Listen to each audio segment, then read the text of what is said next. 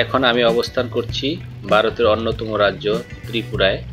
ত্রিপুরার রাজধানী শহর আগরতলা থেকে আজকে আমি লোকাল ট্রেনে চড়ে ত্রিপুরার বিখ্যাত একটি প্রত্নতাত্ত্বিক সাইট ঊনকোটি রক্স কার্ভিংয়ে গমন করব। তাই এখানে আসা। আগরতলা রেল স্টেশন থেকে আমি মূলত ঊনকোটি জেলাতে যাব। এটি হলো আগরতলা রেল স্টেশন। দেখুন প্রচুর লোকজন দাঁড়িয়ে আছে এবং ঘোরাফেরা করছে। জানতে পারলাম 2 থেকে 3টি ট্রেন আগরতলা থেকে প্রতিদিন ত্রিপুরার উত্তর এবং দক্ষিণ দিকে ছেড়ে যায়। আমি চেষ্টা করব আজকে ঊনকোটি যাওয়ার জন্য এখান থেকে লোকাল ট্রেনের টিকিট কাটব। দেখুন যাত্রীরা ভিতরে প্রবেশ করতেছে, আমিও ভিতরে প্রবেশ করলাম। দেখুন কি সুন্দর রেল স্টেশন আগরতলা। ডান পাশে টিকিট কাউন্টার। আমি এখন টিকিট কাউন্টারে গিয়ে আমার টিকিটটি নেওয়ার চেষ্টা করব। দেখুন এটি হলো টিকিট কাউন্টার। যাত্রীরা টিকিট কেটে সামনে এগিয়ে যাচ্ছে। আমি আমার টিকিটটি নিলাম। টিকিটের মূল্য আমি বলছি আপনাদেরকে। এই ট্রেন স্টেশন থেকে ঊনকোটি যাওয়ার জন্য আমাকে কাউন্টার থেকে মূলত ধর্মনগরের টিকিট দেওয়া হয়েছে। টিকিটের মূল্য মাত্র 65 রুপি, খুবই সস্তা বলা যায়। এখান থেকে অর্থাৎ ইন্ডিয়ার লোকাল ট্রেনে বা আপনার আন্তঃরাজ্য ট্রেনে ভ্রমণের ক্ষেত্রে টিকিটের মূল্য খুবই কম এবং সুলভ বলা যায়। আমি যে ট্রেনটিতে করে ধর্মনগর যাব সে ট্রেনটি এখানে দাঁড়িয়ে আছে। দেখুন প্ল্যাটফর্মের বিভিন্ন আসনে যাত্রীরা বসে আছেন। 11টায় ট্রেনটি ছেড়ে যাওয়ার কথা, কিছুক্ষণের মধ্যে ছেড়ে যাবে যেহেতু ট্রেনটি হুইসেল দিচ্ছে। আমি ট্রেনে আরোহণ করব কিছুক্ষণের মধ্যেই।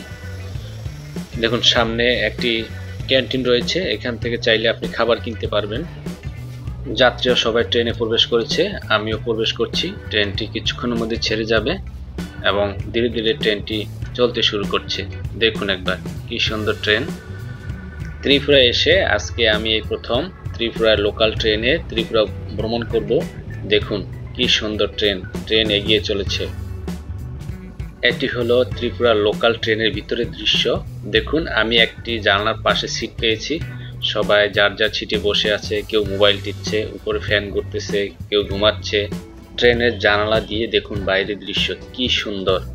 আপনারা হয়তো অনেকেই জানেন যে ত্রিপুরা রাজ্যটি হলো মূলত একটি পাহাড়ি জনপদ। এখানে প্রচুর পাহাড় রয়েছে। পাহাড়ের ফাঁকে অল্প স্বল্প কিছু সমতল ভূমি রয়েছে যেখানে মানুষ বসবাস করে এবং চাষাবাদ করে। দেখুন কি সুন্দর দৃশ্য, মানুষের ঘর বাড়ি। এটা আপনি ত্রিপুরা ট্রেনে না চললে আপনি উপভোগ করতে পারবেন না। আবার দেখুন এটি লোকাল ট্রেনের ভিতরের দৃশ্য। লোকজন খুব আরাম করে বসে আছে। আর একটু বলে রাখছি যে লোকাল ট্রেনের ক্ষেত্রে সিট রিজার্ভেশন নেই, যে যেখানে সিট পাবে সেখানে বসে সে ভ্রমণ করবে। দেখুন ট্রেন থেকে বাহিরের প্রাকৃতিক সৌন্দর্য, কি সুন্দর দৃশ্য। আপনাদেরকে বলে রাখছি ট্রেন জার্নির ক্ষেত্রে ভারতের একটি সুন্দর একটি অ্যাপস রয়েছে, যে অ্যাপসের মাধ্যমে আপনি জানতে পারবেন যে আপনার ট্রেনটি বর্তমানে কোথায় আছে। দেখুন ট্রেন থেকে দিগন্তে পাহাড়, কি সুন্দর প্রকৃতি। মন জুড়িয়ে যাচ্ছে। পাহাড়, প্রকৃতি, ত্রিপুরার অন্যরকম সৌন্দর্য এবং অন্যরকম প্রকৃতি। দেখুন একবার। আমাদের ট্রেনটি দ্রুত গতিতে উত্তর দিকে এগিয়ে চলেছে। লোকাল ট্রেন বিভিন্ন স্টেশনে থামে, যাত্রী উঠায় এবং নামায়। আমিও ঠিক তেমনি একটি স্টেশনের কাছে চলে এসেছি। আমার কাছে মনে হয়েছে যে আমার যাত্রাটা আজকে একটু বিলম্ব হয়ে গেছে। আমার মনে হয় আজকে ধর্মনগর বা ঊনকোটিতে যাওয়া ঠিক হবে না। এখন প্রায় 1টা বাজে। আমার পক্ষে ঊনকোটি ভিজিট করে আবার আগরতলা ফেরা সম্ভব হবে না, তাই আমি এখানে নেমে পড়লাম। এটি হলো মনু স্টেশন। আপনারা অনেকেই জানেন যে মনু একটি বিখ্যাত নদী। এই মনু নদীর নামই মূলত এই জনপদের নাম এবং রেল স্টেশনের নাম। মনু নদীটি ত্রিপুরা থেকে প্রবাহিত হয়ে বাংলাদেশে প্রবেশ করেছে। দেখুন এটি একটি ভাস্কর্য, আদিবাসী রিয়াং সম্প্রদায়ের ভাস্কর্য। দেখুন না কি সুন্দর নাচের ভঙ্গিতে দাঁড়িয়ে আছে। আগরতলা থেকে প্রায় 85 কিলোমিটার দূরে মনু রেল স্টেশনে এসে আমি নেমে পড়েছি। এখান থেকে আমি ফিরতি টিকিট কেটে আবার আগরতলা যাব। দেখুন কিছু আদিবাসী মেয়ে জ্বালানি কাঠ নিয়ে যাচ্ছে রেল স্টেশনের মাঝখান দিয়ে। আমি এখন এখান থেকে টিকিট নিলাম। ট্রেন না আসা পর্যন্ত আমি আপনাদেরকে ঘুরে ঘুরে মনু রেল স্টেশনটি দেখাবো। দেখুন কি সুন্দর দৃশ্য। মনু রেল স্টেশন, লোকজন হাঁটাহাঁটি করছে এবং পরিষ্কার পরিপাটি রেল স্টেশন। উত্তর দিক থেকে ট্রেন ট্রেনটি আসবে, আমরা যে ট্রেনটি চড়ে আগরতলা যাব। রৌদ্র করজ্জ্বল আবহাওয়া, খুব সুন্দর আবহাওয়া বলা যায়। লোকজন ঘোরাঘুরি করছে এবং ট্রেনের জন্য অপেক্ষা করছে। আমাদের ফিরতি ট্রেনটি চলে এসেছে, আমি ট্রেনের কামরায় উঠে বসলাম। দেখুন কি সুন্দর ট্রেন থেকে বাইরের দৃশ্য আমি আপনাদের দেখানোর চেষ্টা করব। এটি হলো ট্রেন থেকে পশ্চিম পাশের দৃশ্য, খুবই সুন্দর দৃশ্য। ট্রেনটি খুব দ্রুত গতিতে এগিয়ে চলেছে দক্ষিণ দিকে। এবার আমি মনু থেকে আগরতলায় চলে যাচ্ছি। দেখুন দিগন্তে প্রকৃতি, আকাশ, কত সুন্দর দৃশ্য। ত্রিপুরায় না আসলে, লোকাল ট্রেনে না চড়ে আপনি ভ্রমণ না করলে আপনি ত্রিপুরার পাহাড়ি জনপদ এবং পাহাড়ি প্রকৃতি, পাহাড় এগুলো উপভোগ করতে পারবেন না। দেখুন কি সুন্দর। আমি যদি আজকে খুব সকালে উঠে 7টার ট্রেনে রওনা দিতে পারতাম, তাহলে হয়তো ত্রিপুরার অনুকুটু বিখ্যাত প্রত্নতাত্ত্বিক সাইটটি দেখে আবার আগরতলা ফিরে যেতে পারতাম। যাই হোক, দেখুন ট্রেনের ভিতরের দৃশ্য খুব সুন্দর।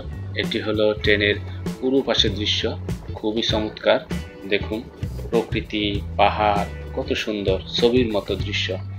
আমরা সম্ভবত একটি টানেলের কাছাকাছি চলে এসেছি।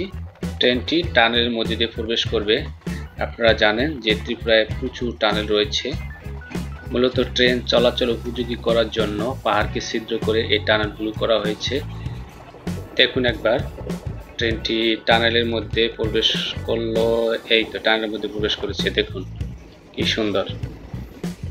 আমাদের ট্রেনটি এগিয়ে চলেছে সর্পিল গতিতে।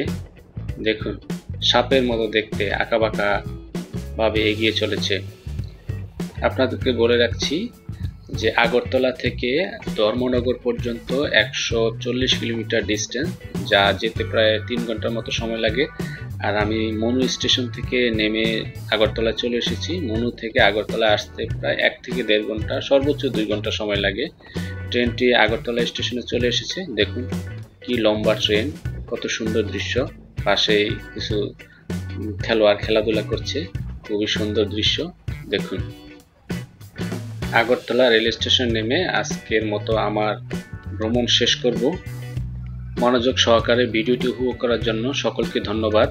এরকম আরও দেশ বিদেশের ভিডিও দেখতে চাইলে লাইক, কমেন্ট, শেয়ার এবং সাবস্ক্রাইব করে আমাদের সঙ্গে থাকুন।